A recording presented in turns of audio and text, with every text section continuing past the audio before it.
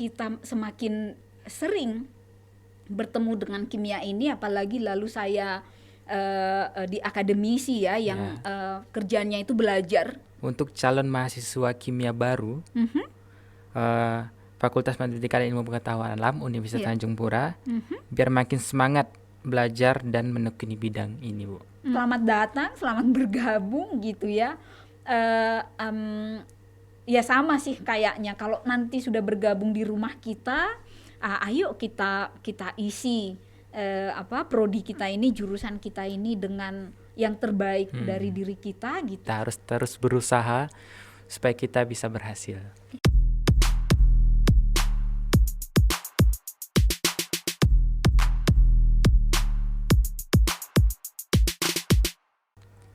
Assalamualaikum warahmatullahi wabarakatuh. Waalaikumsalam.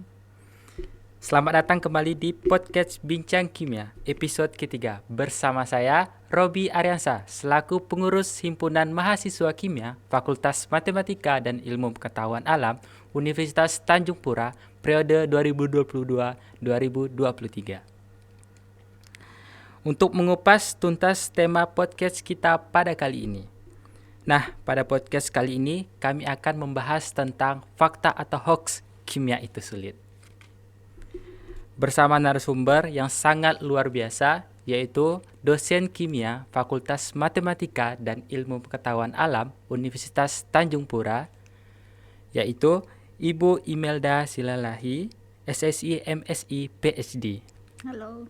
Halo Ibu. Halo Robi. Apa kabarnya Ibu? Sehat Robi, senang ya, alhamdulillah. Senang yang pertama diundang.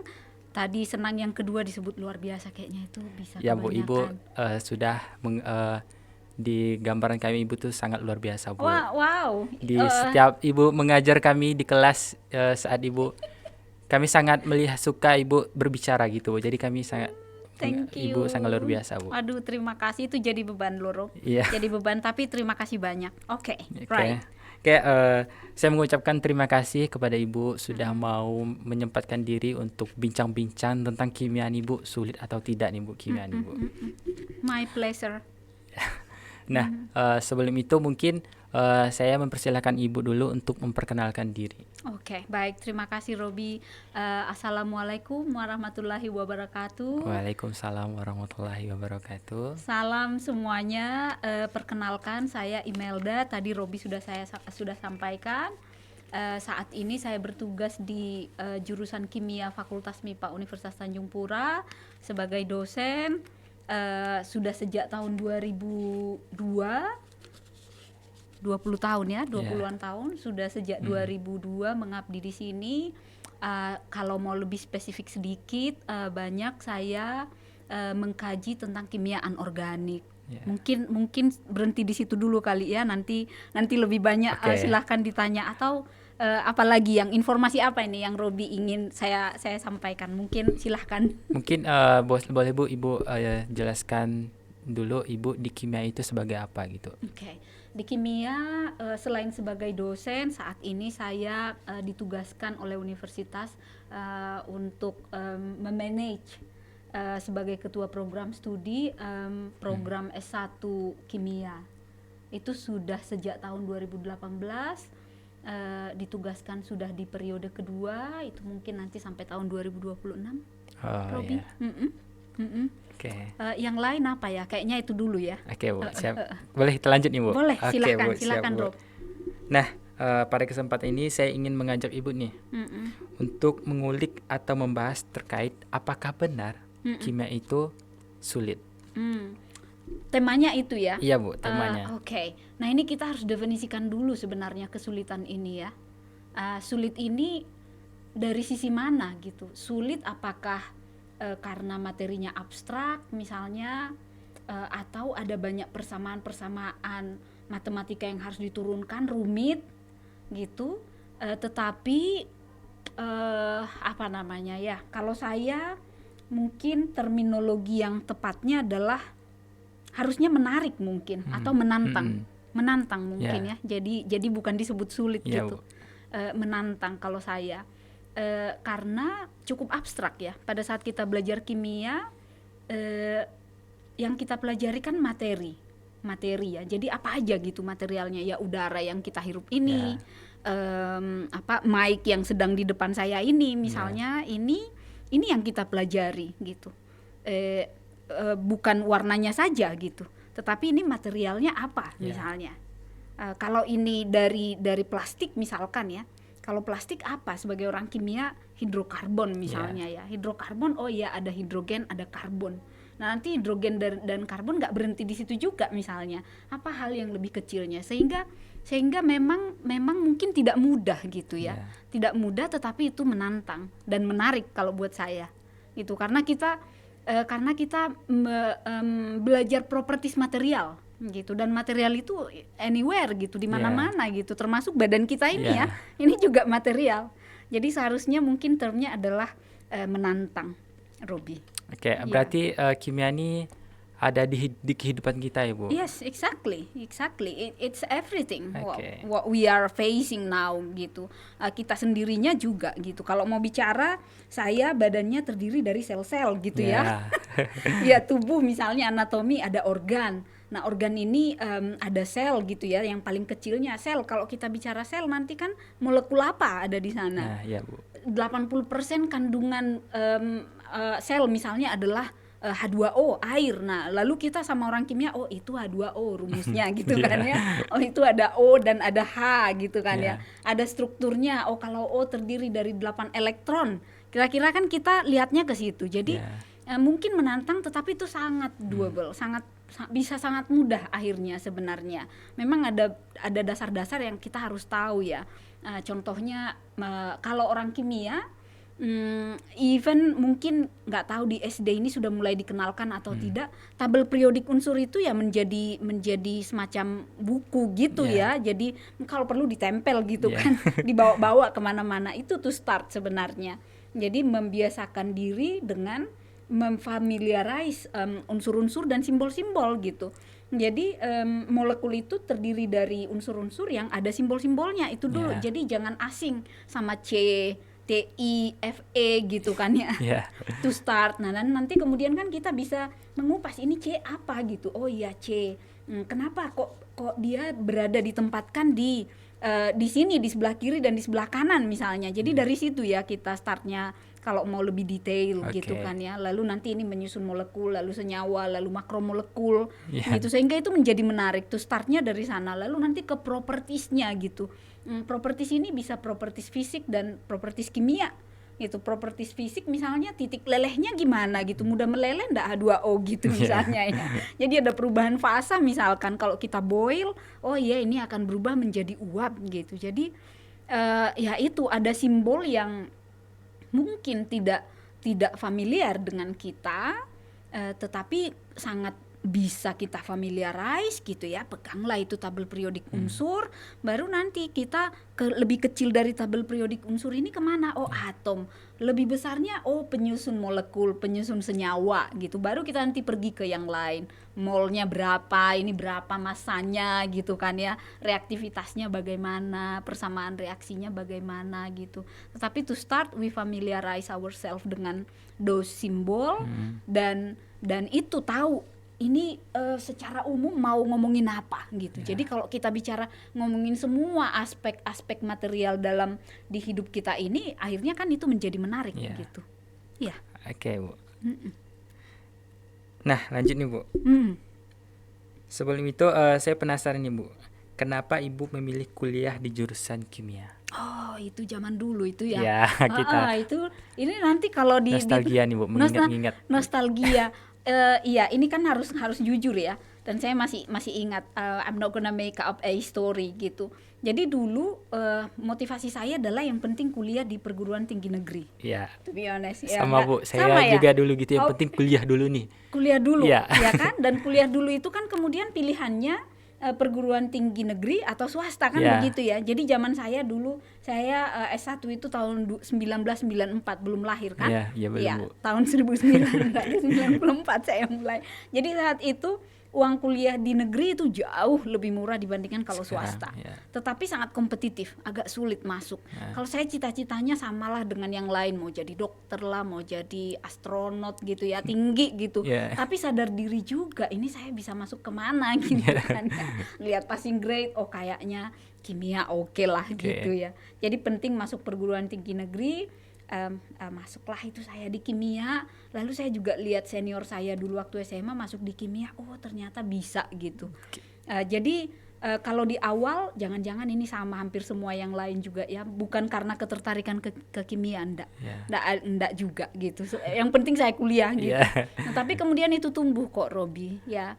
Kalau di awal-awal sulit karena waktu SMA kan kita konsep mol, stokiometri, terus menyamakan reaksi dan segala macam. Di SMA itu kok itu rasa-rasanya ini apa ini kok abstrak sekali gitu kan.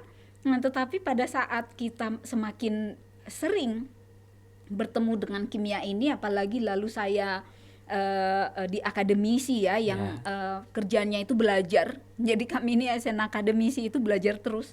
Kerjaannya semakin baca, oh ternyata menarik gitu. Ternyata menarik dan sejujurnya saja saya bersyukur gitu. Bersyukur saya berada di profesi ini gitu, bisa belajar kimia gitu. Gitu, Rob. Kasih, Bu. Oke, lanjut nih, Bu. Di mana Ibu menekuni ilmu kimia dari S1 sampai S3 hingga mendapatkan gelar yang sekarang nih, Bu. Oh, oke. Ini mundur sedikit berarti ya. Ya, so saya S1 dan S2 itu di Universitas Sumatera Utara. Ya, di jurusan kimia. Tugas akhirnya saya dulu dari S1 kemudian ke S2 itu di kimiaan organik.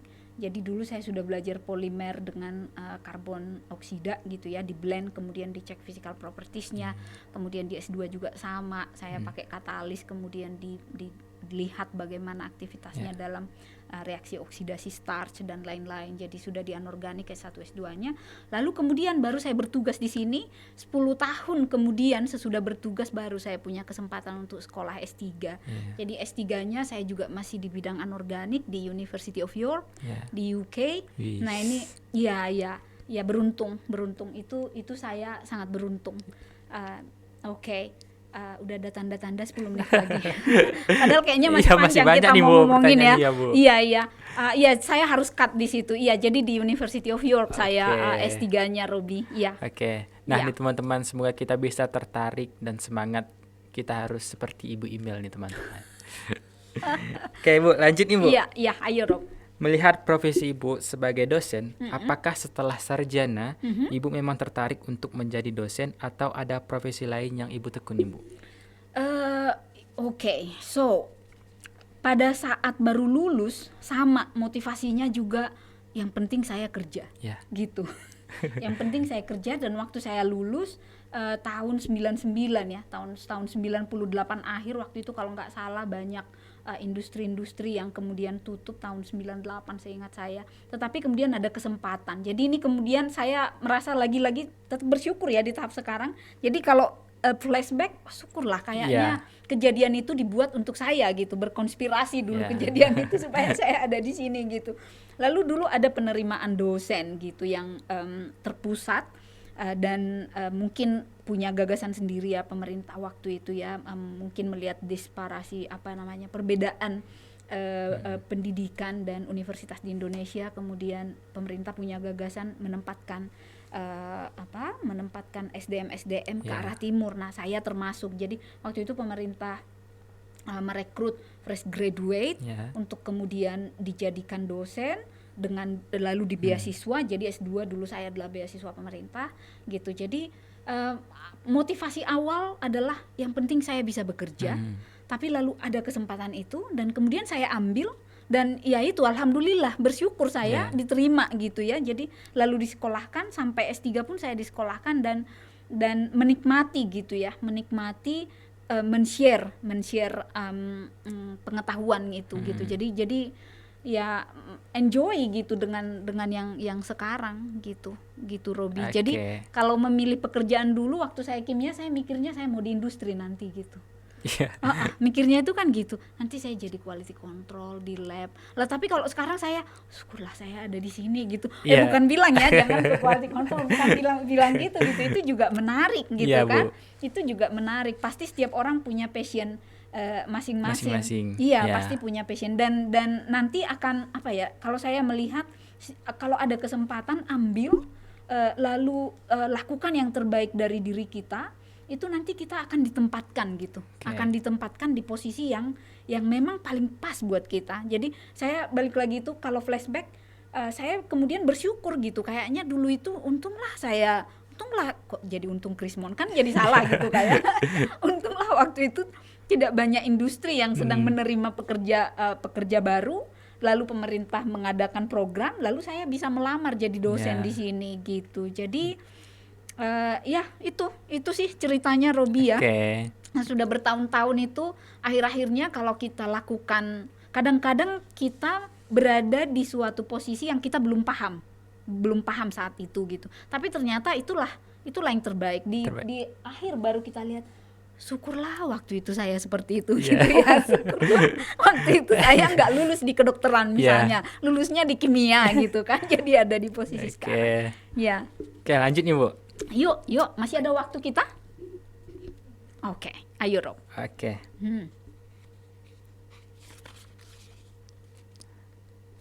Selama Ibu menekuni ilmu kimia, apa hal yang menarik Ibu pelajari dari kimia nih Bu? Oh, oke. Nah, ini kalau materi kimia oke lah ya, udah pada kuliah juga kan ya. Iya.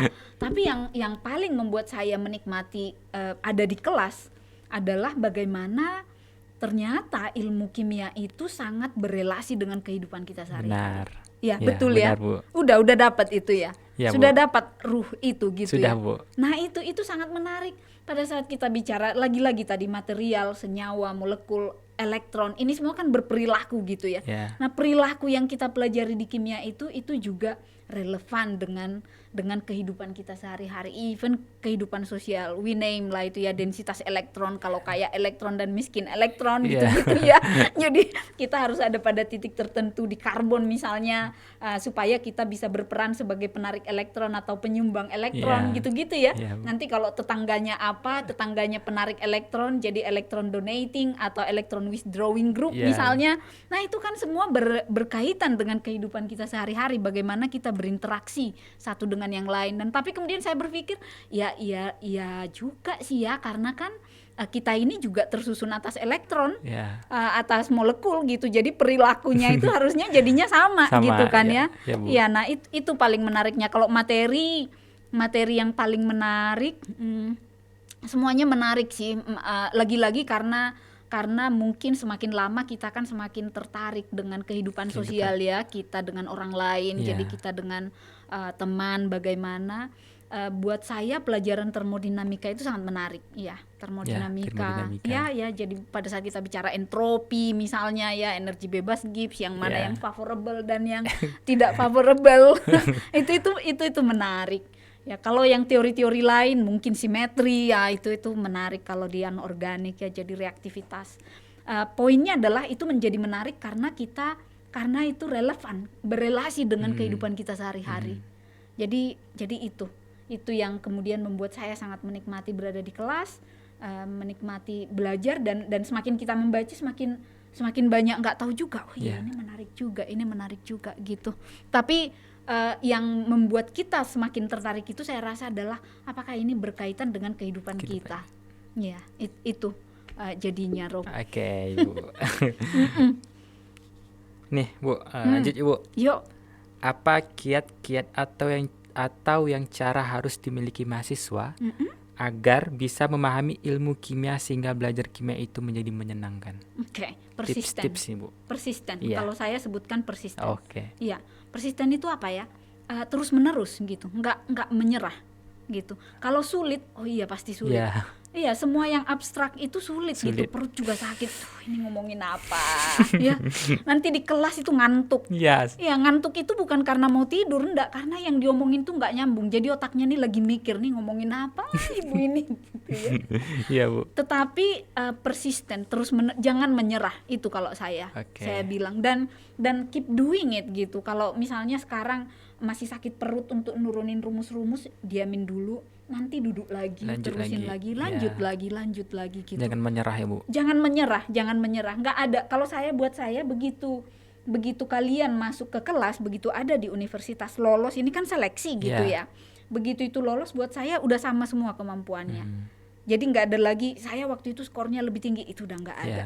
Udah sama ini semuanya. Sekarang nanti apakah seseorang bisa berhasil, nilainya kita ngomong nilai dulu aja ya, nanti kedepannya kan faktornya banyak lagi. Nilainya misalnya A atau B atau C, itu tergantung persistensi akhirnya. Apakah orang ini persisten atau tidak?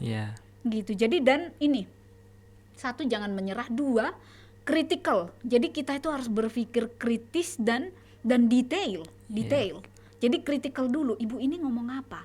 Entropi, kayak misalnya atau apa misalnya ya, simetri kalau diputar sekian derajat, diputar ini maksudnya apa? Kalau putar kan harus ada sumbunya gitu. Jadi keep thinking gitu ya. Jadi harus critical. Kritis ya. Kritis, tanya detail gitu. Jadi setiap kata-kata itu dimaknai. Jadi pergi detail, kritis, dan tidak menyerah. Tidak menyerah. Itu saya rasa. Nih teman-teman, kuliah di kimia tuh jangan mau menyerah teman-teman. Kita harus terus berusaha supaya kita bisa berhasil. Lanjut nih Bu. Ayo. Pesan Ibu untuk mahasiswa kimia atau untuk calon mahasiswa kimia baru, Fakultas Matematika dan Ilmu Pengetahuan Alam Universitas Tanjung Pura, biar makin semangat belajar dan menekuni bidang ini Bu. Untuk mahasiswa kimia dulu kayaknya ya. Ini kan mahasiswa kimia ini ya itu karena lagi tugas ketua program studi, jadi seperti tanggung jawab saya gitu ya. Tanggung jawab kita semua sih ya. Kan sudah di sini ya, adik-adik, anak-anak kami, anak-anak kimia gitu. Kan sudah ada di sini. Selesaikan gitu. Dan present lah ya. Jadi kalau sudah ada di sini sekarang, let's be present gitu, ada gitu. Jadi artinya itu apa? Isi dengan wholeheartedly gitu loh. Adalah di sini, mainkan peran seoptimal mungkin gitu. Jadi as a student misalnya peran saya apa? Belajarlah sebaik-baiknya dan selesaikan misi ini gitu. Selesaikan misi ini. Tadi kan udah saya sebut ya, persisten gitu, terus kemudian critical, itu tambahan yang lain, tetapi yang besarnya adalah you are here, you are already present here, and then be here by playing your role wholeheartedly and play your best. Itu sih yang bisa saya bilang kayaknya untuk anak-anak kimia ya. Kita kan udah set ya, misalnya settingan kita 4 tahun harus lulus. Ayo komit ya, komit. Jangan 4 tahun itu kayaknya nanti lah, jangan gitu. Kan kadang bener nggak ya gitu, jangan, itu harus dijiwai gitu. 4 tahun saya lulus, you want to commit it gitu loh. Nah kalau yang mahasiswa baru nanti yang akan datang ya, selamat datang, selamat bergabung gitu ya.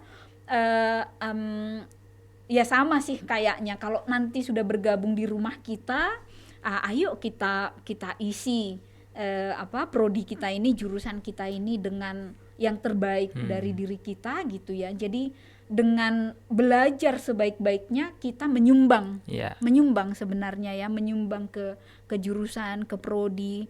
Meskipun startnya kan menyumbang ke diri sendiri gitu ya. IPK saya 3, sekian, tapi at the end ini collectively kita sebenarnya sedang membangun rumah kita sama-sama gitu. Jadi nanti kami menyambut dengan sangat baik ya, kami semuanya ini yang sudah duluan ada di jurusan kimia itu menyambut baik, selamat datang, semoga betah dan again gitu, be present gitu, do your best gitu ya, and play your role as best as you can, and sehingga kita akan mendapatkan benefit seoptimalnya semuanya gitu. Jadi benefit untuk diri sendiri, tetapi collectively actually we are contributing all these benefits to our institution. Itu yang bisa saya bilang, Rob. Mungkin pertanyaan terakhir nih, Bu. Siap. Kan kita kebanyakan teman-teman yang lain sudah kuliah di jurusan kimia nih, Bu. Mungkin Ibu boleh kasih tahu apa-apa saja sih prospek kerja di kimia? Many, banyak. Tadi kan kita, jadi gini, kalau ideally ya, kita cita-citanya kan lulusan kita nanti bekerja di bidang-bidang yang relevan. Bidang yang relevan ini yang bergerak di bidang material misalnya ya, dan turunan-turunannya. Apa contohnya? Di industri kimia contohnya ya, atau di bidang instansi-instansi yang berkaitan dengan kimia. Contohnya apa? Di dinas-dinas lingkungan misalnya, atau di dinas lain yang berkaitan dengan makanan dan obat-obatan contohnya. Itu idealnya. Dan banyak industri-industri ya, perusahaan. Tetapi tidak berhenti di situ sebenarnya kapasitas lulusan kita, karena kita membekali anak-anak dengan cara berpikir yang analytical tadi, yang analis, mampu menganalisis, mampu mengidentifikasi, merumuskan masalah gitu, dan kemudian mampu mendesain atau mempropose metode pendekatan untuk penyelesaian masalah, mampu membahas dan bisa memberi rekomendasi dan simpulan. Itu. Jadi secara umum itu keterampilan umum yang ingin kita bekalkan ke anak-anak kita, selain konten tadi ya, konten anorganik dan lain-lain gitu. Tetapi kemampuan umum tadi pun itu kita cita-citakan, itu kita bekalkan ke mahasiswa. And so ideally mungkin yang passion dengan kimia, perusahaan, industri yang berkaitan dengan kimia, even kalau mau jadi entrepreneur misalnya dengan mengeksploitasi kekimiaannya, you are welcome to. Ada senior kalian yang menjadi entrepreneur ya di bidang kimia, jadi menjadi unik karena ada orang kimianya, karena ada pengetahuan kimianya ya. Tetapi lebih luas pun bisa bekerja di bidang I would say di bidang apa saja. Karena faktanya senior kalian ada yang menjadi bekerja di kepolisian misalnya, di forensik. Nah, itu masih relevan sih ya. Tetapi ada yang di bank misalnya kemudian, dan tidak ini kayaknya bolak-balik nanti kami akan sebutkan ya, jadi manajer di bank ini, di bank itu gitu ya. Tapi memang faktanya begitu gitu. Dan jadi dosen itu ada banyak, dan tidak hanya di perguruan tinggi di Kalbar ya, perguruan tinggi di Jawa, di Sumatera, itu senior kalian sudah berkarir gitu di berbagai bidang. Gitu Robi, saya rasa. Terima kasih Bu sudah menjelaskan tentang kami sebuah apa kimia itu sulit atau tidak. Nah, bagaimana nih Sobat Podcast, kita telah mendengar fakta atau hoax kimia itu sulit. Semoga dari penjelasan Ibu, teman-teman bisa tertarik nih kuliah di Kimia Fakultas Matematika dan Ilmu Pengetahuan Alam. Rob. Ya Bu. So jawabannya apa, hoax atau fakta? Oke Bu. Menurut Robi nih Bu. Menurut Robi itu hoax Bu. Hoax ya. Karena kimia itu seperti Ibu bilang sangat menantang. Itu tidak sulit, tapi membuat kita tertantang untuk bisa lebih baik lagi Bu. Gitu Bu. Betul, iya, setuju. Jadi rasanya tadi Rob sebelum kita ini nanti menutup itu kan, jadi ada sampai kesimpulan yang tadi itu. Jadi setuju saya. Jadi itu hoax ya, jadi tidak sulit. Ya Bu, itu sangat hoax teman-teman. Iya. Nah, baik Sobat, podcast kita pada kali ini sudah selesai. Kami pamit undur diri. Salam sehat, sampai ketemu di podcast selanjutnya. Terima kasih Robi. Terima kasih.